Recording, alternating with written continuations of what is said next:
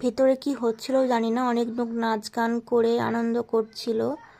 তারপর জগন্নাথ দেবের স্নানযাত্রা, ফুল ছড়ানো, সমস্ত যা কিছু করা হয়ে গেছে। জগন্নাথ দেব সুভদ্রা বলরামকে নিয়ে যাচ্ছে মেন মন্দিরের ভিতরে বসিয়ে দেবে বলে। বসিয়ে ওদের মানে জগন্নাথ সুভদ্রা বলরামের মুখে কি জানি একটা মানে দিয়ে দেবে, কারণ অম্বুবাচী লেগে গেছিলো।